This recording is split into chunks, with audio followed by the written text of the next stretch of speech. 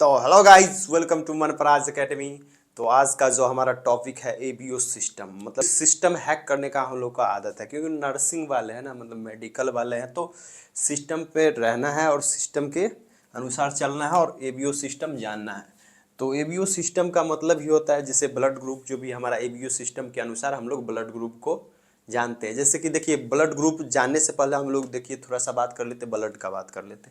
क्या करते हैं, ब्लड ग्रुप जानेंगे, लेकिन ब्लड ब्लड क्या है? ब्लड एक फ्लूइड कनेक्टिव टिश्यू है, सीधा सा बात। ब्लड क्या है? एक फ्लूइड कनेक्टिव टिश्यू है। ये कितना ह्यूमन बींग्स में रहता है? 5 to 6 लीटर एक ह्यूमन बींग्स का नॉर्मली है, थोड़ा सा लेस देन, मतलब फीमेल्स के अपेक्षा कम रहता है। फीमेल्स में थोड़ा सा, ज़्यादा नहीं, थोड़ा सा कम रहता है। तो जैसे कि अप्रोक्सीमेट 500 ग्राम कम रख सकते हैं। तो उसके बाद जैसे एडल्ट में यही 5 से 6 लीटर होता है। तो अब ब्लड जो होता है कि सबसे पहले बनता है कहाँ है? ब्लड जो होता है हमारे बोन मैरो में बनता है। कहाँ बनता है? बोन मैरो में बनता है। बोन मैरो में बनता है। यहाँ पर भी एक स्पेसिफिक सेल्स होता है, उसके अंदर बनता है बोन मैरो के। ये देखिए, बोन है, इसके बीच में बोन मैरो होता है। और एक होता है येलो बोन मैरो, और दूसरा होता है रेड बोन मैरो। क्या होता है? एक येलो बोन मैरो होता है और दूसरा रेड बोन मैरो होता है। उसमें भी जैसे अब रेड बोन मैरो है, एक नॉर्मली टाइम बनता है। लेकिन अगर येलो बोन मैरो तब बनेगा जब ब्लड का ज़्यादा जरूरी होगा प्रोडक्शन, मतलब मान लीजिए किसी भी तरह से कोई इन्फेक्शन या किसी भी तरह से प्रॉब्लम हुआ, ब्लड डिसऑर्डर्स हुआ, कमी हुआ, तो उस समय क्या करता है कि मतलब या रेड बोन मैरो में दिक्कत हुआ, तो उस समय होता है कि जैसे कि अब मान लीजिए प्रॉब्लम्स हुआ, रेड बोन मैरो में प्रॉब्लम हुआ, तो क्या करता है, येलो बोन मैरो बनाना स्टार्ट करता है। येलो बोन मैरो अब कैसे बनाता है? तो येलो बोन मैरो जो होता है कि जैसे कि मान लीजिए किसी भी तरह से वहाँ पर ये किडनी के थ्रू एक तरह से बनता है। उस समय मतलब किडनी के थ्रू नहीं बनता है, वहाँ से हार्मोन्स रिलीज होता है। उसके बाद होता है ना कि इरिथ्रोपोइटिन, थ्रोम्बोपोइटिन, ये सब होता है, तो वहाँ से हार्मोन रिलीज होता है। उसके बाद जो प्रोसेस होता है, तो उसमें उतना जाना नहीं है, जाएंगे उसमें जाएंगे तो फिर इधर छूट जाएगा, हमारा ब्लड ग्रुप सिस्टम ही छूट जाएगा। तो सिस्टम से चलना है। तो वही चीज़ है कि बोन मैरो में बनता है। इसका देखिए है, इसको इसके आरबीसी जैसे इसमें होता है कि आरबीसी प्रोडक्शन होता है। आरबीसी प्रोडक्शन को मतलब कि रेड, मतलब कि हेमेटोपोइसिस बोलते हैं। उसके बनने के सिंथेसिस को हेमेटोपोइसिस कहते हैं। अब हेमेटोपोइसिस कैसे होता है? देखिए, सबसे पहले इसमें प्लूरिपोटेंट स्टीम सेल, ये हीमेटोपोइसिस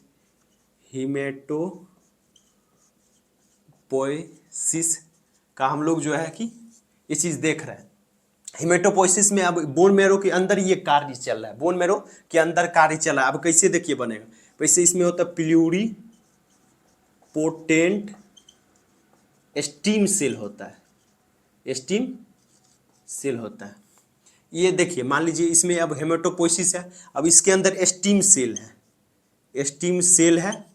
अब स्टीम सेल के अंदर बन रहा है, तो सबसे पहले स्टीम सेल से हमारा बनता है प्लूरिपोटेंट स्टीम सेल। अब प्लूरिपोटेंट से बनेगा multipotent stem cell. Multipotent stem cell, multipotent stem cell के बाद हमारा बनेगा, यहाँ से दो बन जाता है, यहाँ से दो बन जाएगा, माइलॉइड और लिम्फॉइड। फिर यहाँ से भी प्रोसेस फिर चल जाता है, यहाँ से बनता है माइलॉइड और लिम्फॉइड बना है, यहाँ से फिर चलेगा हमारा colony forming unit, CFU-M, CFU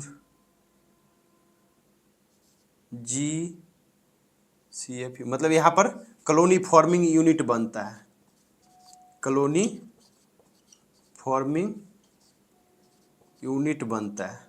अब इससे सब बनता है इरेथ्रोसाइट्स, कॉलोनी फॉर्मिंग यूनिट ई, इरेथ्रोसाइट, ग्रेनुलोसाइट्स, मोनोसाइट्स, ये सब बनता है। और इससे अब यहाँ पर बनेगा लिम्फोइड, लिम्फोसाइट। क्या बनेगा? लिम्फोसाइट। तो इसे यहाँ से दो सेल से लिम्फॉइड और माइलॉइड और लिम्फॉइड बदला। अब लिम्फॉइड से कॉलोनी फॉर्मिंग यूनिट बनता है, मतलब CFUM बनेगा, तो उससे मोनोसाइट बनेगा। CFUG से ग्रेन्युलोसाइट्स बनेगा। उसके बाद उसके बाद ई है इरेथ्रोसाइट्स बनेगा। तो ऐसे ऐसे मतलब बनता है। तो ये एक नॉर्मल प्रोसेस है। हम लोग बात जो हमारा टॉपिक है उस पर करेंगे। हमारा टॉपिक है सिस्टम, एबीओ सिस्टम। तो एबीओ सिस्टम हम लोग ब्लड ग्रुप का बात करेंगे। तो जैसे कि हमारा ब्लड ग्रुप कौन कौन सा होता है। ब्लड ग्रुप जैसे ये ब्लड देख लिए कैसे बनता है, क्या है, 5 से 6 लीटर होता है। ब्लड ग्रुप जो हमारा बनाने वाले थे वो है, ब्लड ग्रुप का जो बनाने वाले थे वो थे हमारे KL लैंड एस्टीनर। KL लैंड एस्टीनर थे हमारे ब्लड के एबीओ सिस्टम को बनाने वाले थे। एबीओ सिस्टम कौन बनाए, एबीओ सिस्टम। और यही जो है कि रिसेस मंकी मतलब रैट्स पर जो रिसर्च किए थे यही किए थे। और एक हमारा शायद लुइस पास्चर भी इनके साथ थे, और ये थे दोनों मिलके RH फैक्टर पर भी रिसर्च किए। तो एबीओ सिस्टम हम लोग देखेंगे। और एबीओ सिस्टम और RH फैक्टर मिला के हमारे 8 ब्लड ग्रुप होता है। हमारा 8 ब्लड ग्रुप होता है।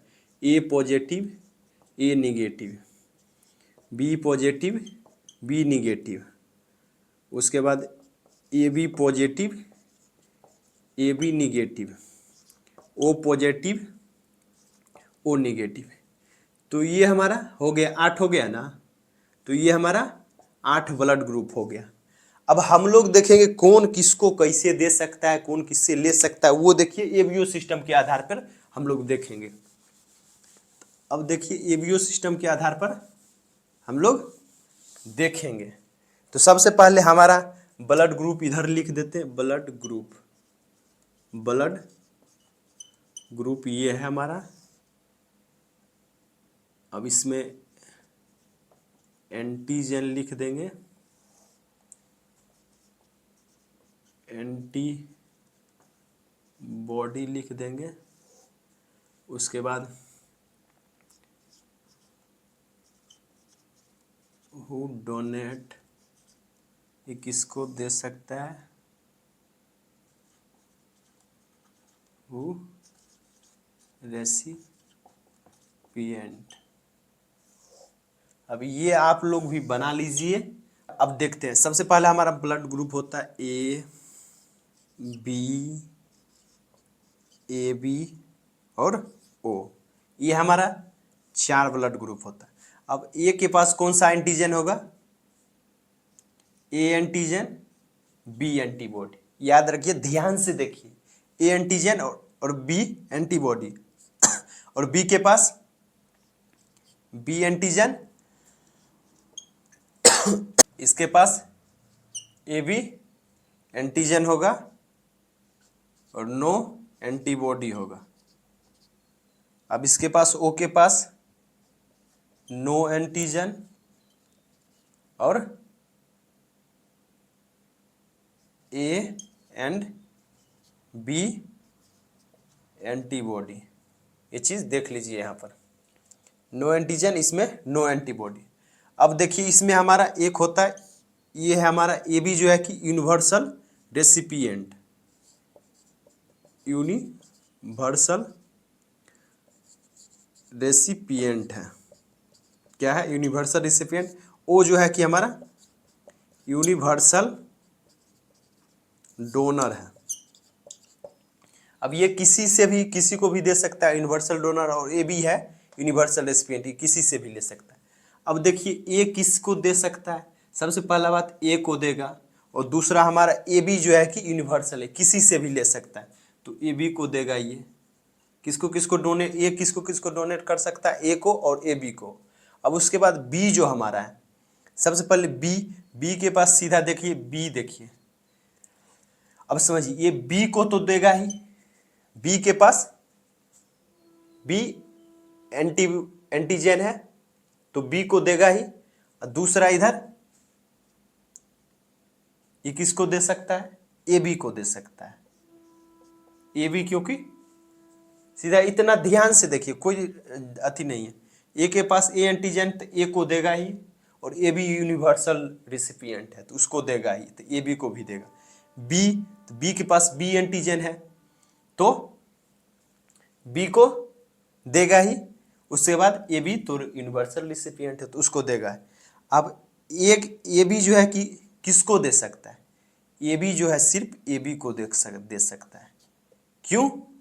क्योंकि ए बी के पास ए बी एंटीजन है तो ए बी को बस दे सकता है। उसके बाद ओ जो है, ओ किसी को, ऑल को दे सकता है, सभी को दे सकता है। क्या? ओ यूनिवर्सल डोनर है इसलिए सभी को दे सकता है। उसके बाद ले किससे किससे सकता है, तो ये देखिए ए के पास ए के पास ए एंटीजन है तो ए से ले सकता है और ओ से ले सकता है, ओ यूनिवर्सल डोनर है। बी के पास बी एंटीजन है तो बी से ले सकता है और ओ यूनिवर्सल डोनर है तो बी से।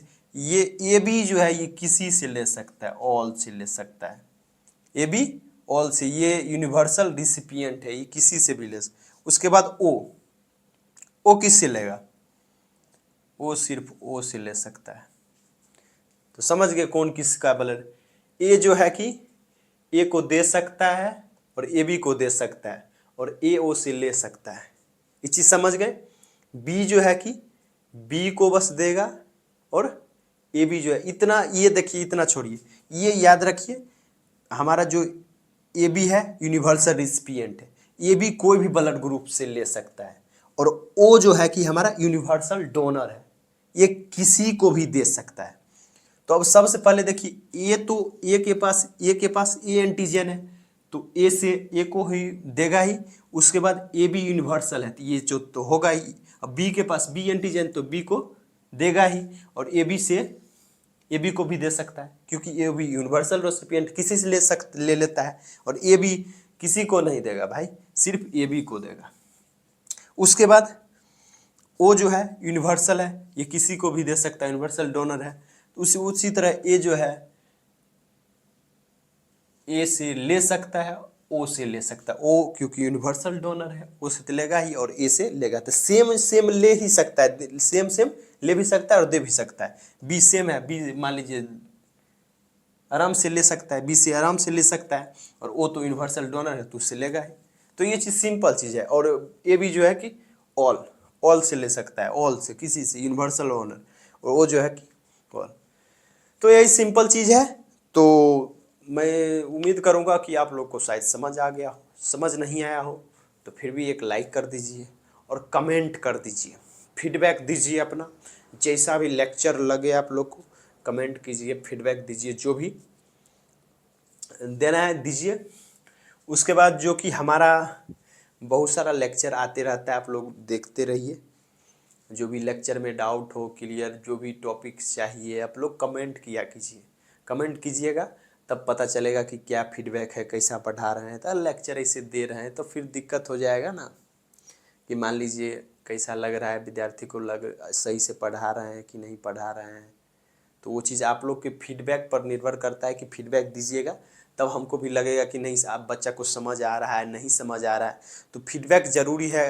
अगर सही लग रहा है तो आप लोग बोलिए सही लग रहा है, मतलब समझ आ रहा है, ऑल थिंग्स आर क्लियर्स। तो बहुत सारी चीज़ें हैं जो मतलब कि आपको फीडबैक जब दीजिएगा तभी पता चलेगा कि आप लोग को समझ आ रहा है कि नहीं समझ आ रहा है। तो फीडबैक देना बहुत ज़रूरी है, कमेंट करना। नहीं समझ आ रहा है तो ऐसा भी बोलिए नहीं समझ आ रहा है, फिर दिक्कत है, कहीं प्रॉब्लम्स है तो उसमें भी कमेंट कीजिए। आ रहा है तो फिर उसमें तो और अच्छा बात है कि आ रहा है तो देना ही चाहिए फीडबैक। थैंक यू, धन्यवाद।